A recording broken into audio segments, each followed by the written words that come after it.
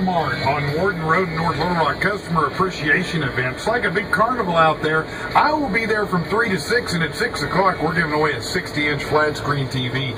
Come by and see me, get your Edge swag on. Let's have a good time. Well, let's get to it. Police in Michigan have successfully deterred the infamous mystery pooper from defecating on a park slide. Ypsilanti police made contact with the unidentified suspect following a streak of what officials called weird and deliberate defecations on the same playground slide between November 2013 and April 2014. The individual's identity has not been revealed. No charges were filed. Police said the suspect is a resident of a halfway house near the park, and City Council member Brian Robb said it's great the police were able to put a stop to this just as the weather warmed up. Well, are you freaking kidding me? Okay, call me crazy, but for 6 months, this nutbag is cranking a hanky on the park slide. You know who it is, and no charges have been filed. You know damn well some kid slid down head first, and all of a sudden, his face was a bowling ball smashing into pitched-off pins, and no arrest was made. Look, I lose my mind if my finger breaks through the TV. I can't imagine how mad I'd be watching my kid rocking into a pack of Ninja Turtle heads at the end of the slide. And all the councilman can say is he's glad it ended before summer. Yeah, because no one has a problem with a face full of ass raisins as long as they're chilled. You should be concerned whether it's a frozen flesh puppy or a piping hot burrito. A halfway house is usually for people recovering from addiction. Not sure Dr. Drew would approve. This person should be in the nut house, not the halfway house. But if you wonder to yourself, how bad can the Detroit area crime really be? The answer is so bad the police say, hey, who doesn't want to take a dump on Detroit? And next up, a 31-year-old woman was arrested for posing as a Texas high school student after spending almost a year enrolled as a sophomore. Charity Johnson, who attended classes at New Life Christian in Longview since October, posed as an orphan 15-year-old to find a place to live. Tamika Lincoln, who became her guardian, said, I took her in as a child, did her hair, got her clothes and shoes, said teachers and students are stunned, and her best friend can't believe it.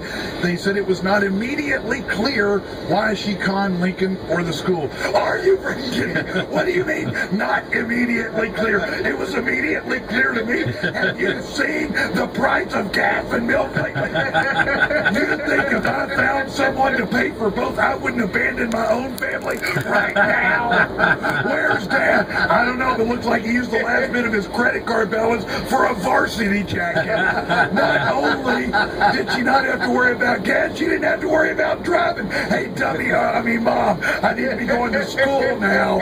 All I have to do is knock out a little 10th grade math and spend the rest of the night playing Xbox and blowing up Instagram while she makes me nuggets and fries. And on that, and free doctor visits. Hell, I salute this lady alone on finding a way to beat Obamacare. Scope out hot teachers, find which ones are vulnerable. Oh, hell yeah. Well, Miss Jones, we've had some fun. I just don't know what in the world I should do with this video. What do you think?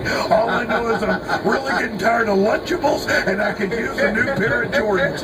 Want to hit them all? Hold on, let's do an Instagram first. And finally, you may be aware that this weekend is the release of the new Godzilla starring Bryan Cranston and Godzilla. In this version, Godzilla ends up having to save us from a bunch of other freakish large monsters. It seems like there are a few negative reviews from critics. They've said things like, this reboot stomps on a classic, and it's all just spectacle, whether it's people or buildings getting destroyed. And my favorite, it's hard to imagine anyone who's serious about film taking this movie seriously. Are you freaking kidding me? Okay, first things first, this reboot stomps on a classic. What classic? Are you talking about the black and white ones where it looked like Godzilla was made out of coat hangers and paper mache? That classic? The one that had the same exact eyes as Cookie Monster? Me breathe fire, big cookies. That classic? Yeah, that was classic. Classic crap. And what critic who says it's all spectacle stuff blowing up. Exactly. How stupid are you? It's Godzilla. The whole reason I go is to see Godzilla stomp on, smash, and breath bake everything he possibly can in an hour and a half. Plus, it has Walter White in it, so you know there's meth. That means high energy effects. And finally, to my favorite, it's hard to imagine anyone who's serious about this film taking movies seriously. What do you expect, Godzilla, the indie movie, where Godzilla heads back home to an oddly dysfunctional family and quirkily deals with his grudge against Asians? It's a monster movie about a supersized lizard that blows fire and fights big-ass giant moths. If you expect serious filmmaking from something with a giant moth in it, you're an idiot. Nobody here is looking for an Oscar. We're looking for carnage. So shut up. Go back to watching Citizen Kane, douche nozzle. Fair warning to Godzilla. I'd watch my step in Detroit. There's a serial pooper on the loose. That's it. I'm out here. Stupid crap momentarily. 100.3 The Edge. And now your morning edge lines.